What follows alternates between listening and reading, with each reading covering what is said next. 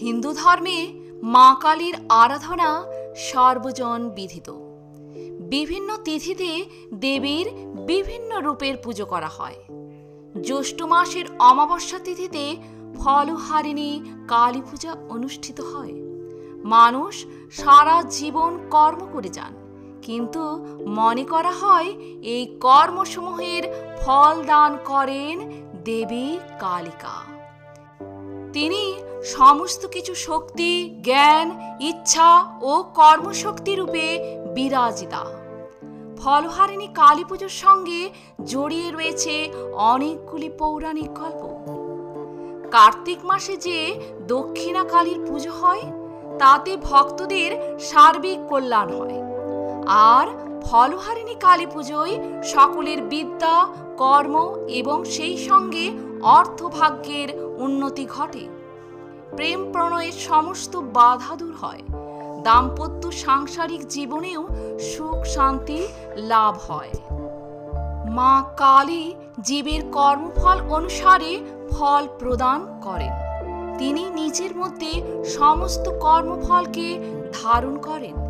এই মাতৃরূপা মহাশক্তি প্রসন্না হলে জীবের দুঃখ ও দুর্দশা থেকে মুক্তি মেলে।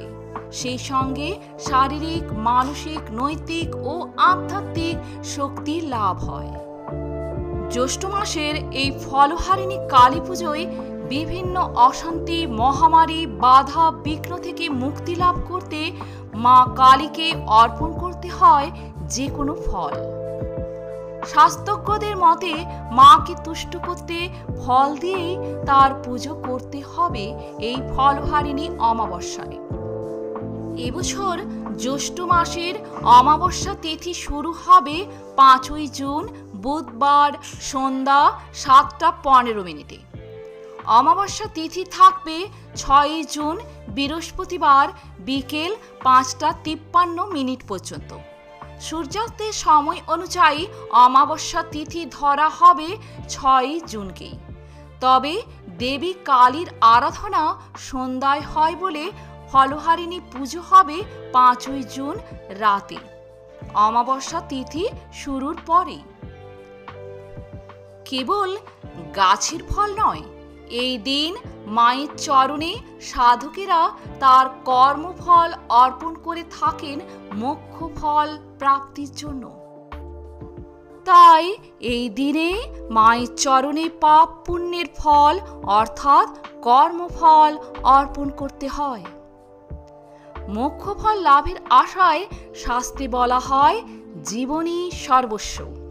অর্থাৎ একদিকে ফলহারিণী যা সাধকের কর্মফল হরণ করেন, অপরদিকে কর্মফল হরণ করে সাধককে তার অভীষ্ট ফল মোক্ষ ফল প্রদান করেন। বাঙালির জীবনে ফলহারিণী কালী পুজোর তাৎপর্য লুকিয়ে রয়েছে ঠাকুর শ্রী রামকৃষ্ণের জীবনে। ঠাকুর শ্রী রামকৃষ্ণ এই দিনেই তার স্ত্রী সারদা দেবীকে পুজো করেছিলেন জগৎ কল্যাণের জন্য। 1280 বঙ্গাব্দে জ্যৈষ্ঠ মাসের অমাবস্যা তিথিতে তিনি দক্ষিণেশ্বরে আদ্যাশক্তি সগুণ রূপের পুজো করেছিলেন। তিনি ফলহারিণী কালী পুজোর দিন শ্রীমা সারদাকে ষোড়শী রূপে পুজো করেছিলেন বলে আজও রামকৃষ্ণ মঠ ও আশ্রমে এই পুজো ষোড়শী পুজো নামে পরিচিত। শ্রী রামকৃষ্ণ তার মোক্ষ প্রাপ্তির জন্য এই নিয়মে পুজো করলেও এই দিনটিতে হিন্দু ধর্মাবলম্বী মানুষ নানাবিধ ফল দিয়ে কালীমার পুজো করে থাকেন। বলা হয় এই দিন মায়ের বিশেষ পুজোয় সকলের বিদ্যা, কর্ম ও অর্থভাগ্যের উন্নতি ঘটে। সাংসারিক দাম্পত্য জীবন ও নানা ক্ষেত্রে মানুষ যে বাধার সম্মুখীন হন, সেই বাধা কেটে যায় এবং মায়ের কৃপায় অভীষ্ট ফল লাভ হয়। সেই সঙ্গে মানসিক ও আধ্যাত্মিক দিকের জাগরণ ঘটে এই বিশেষ তিথিতে। তো বন্ধুরা, আজকের মতো এখানেই শেষ করলাম ভিডিওটি। ভালো লাগলে একটা লাইক অবশ্যই করবেন আর আপনি যদি আমার চ্যানেলে নতুন এসে থাকেন তাহলে চ্যানেলটিকে সাবস্ক্রাইব করে পাশে থাকবেন। ধন্যবাদ।